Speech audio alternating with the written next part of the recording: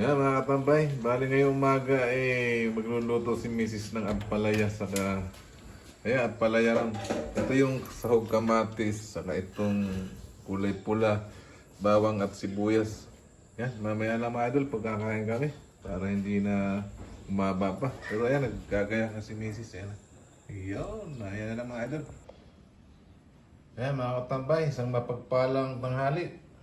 Kumusta po kayo? Kakain na tayo ngayon. Ito na yung ang niluto ng misis kong ampalaya. Meron tayong papaya mga katambay. Bigay ng kapitbahay sa kain misis ko. Tirang isda kagabi. Ayan. Tara, kain tayo mga katambay. Ayan mga katambay. Oh. Ulam namin.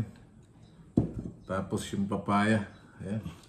Sarap nito mga katambay. Ito lang ang ulam natin. Ayos na to. Sardinas sa ampalaya. Siyempre bago tayo kumain mga katambay ay pasalamat muna tayo sa pagkain.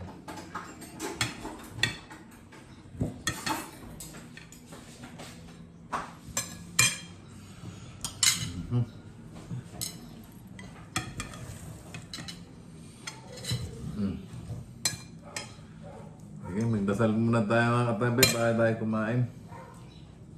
Lord, salamat po sa pagkain na ito na nasa aming harapan. Magbigay po itong kalakasan sa aming katawan, sa aming araw na pangmuhay. In Jesus' name, amen. Kain po.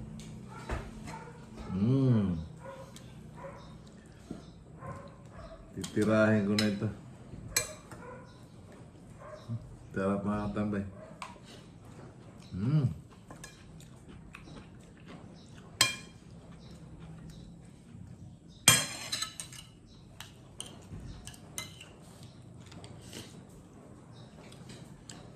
Hindi makakain na to. Kinuha ko lang mga kamatis mga katambay.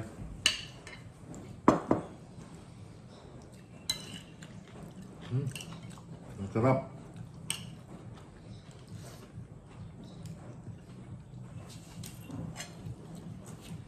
Ginisang ampalaya sa sardinas. So.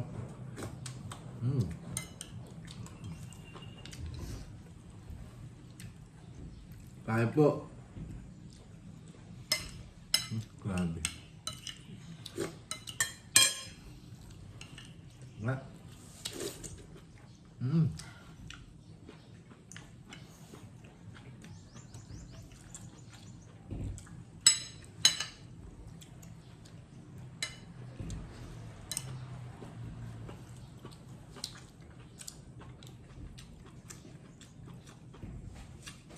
Kain po kayo, Luzon, Visayas, Mindanao po, at sa ibang bansa po.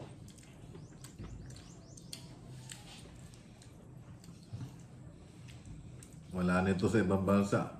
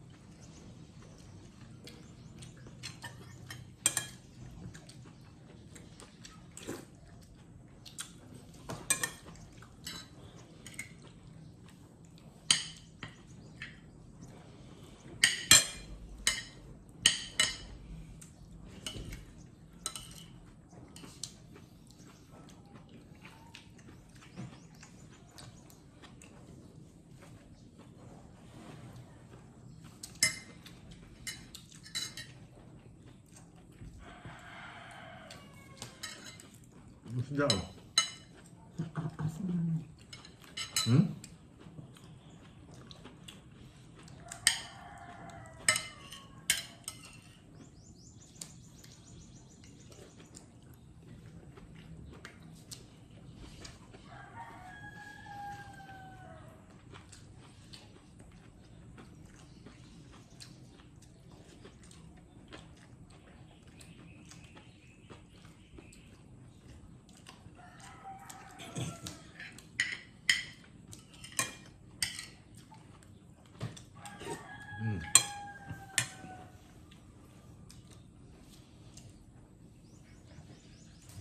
Ayan.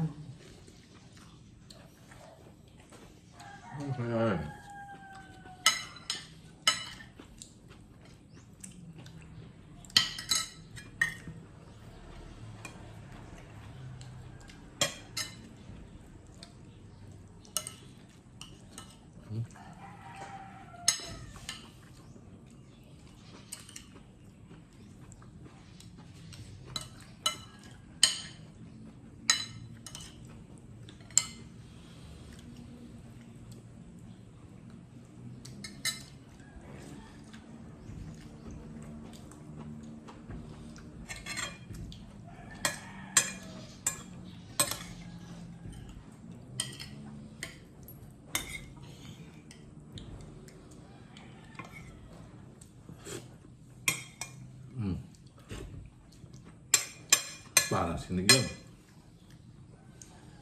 Sarap ng lasa.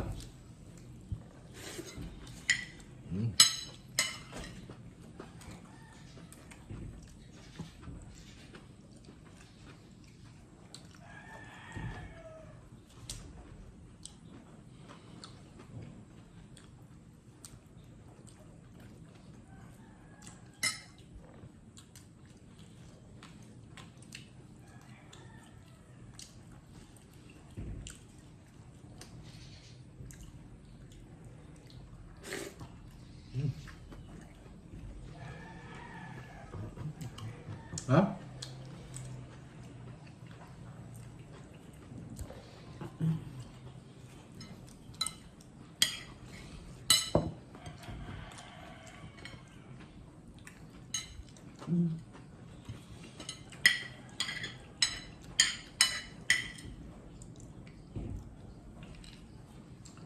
Ano na lang sa mga? Mm. Sa mga.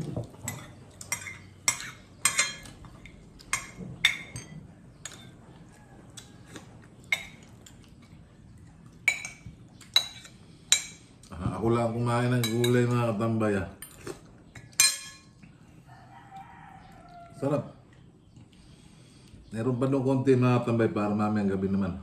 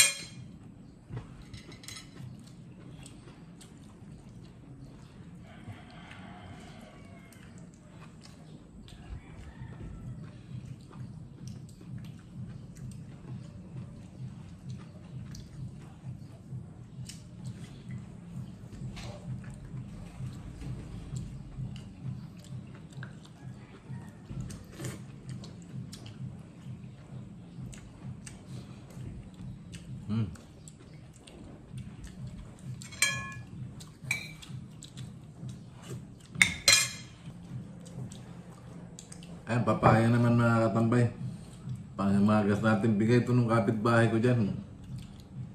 Meron pa nung isang malaki mga katambay. Ang tamis.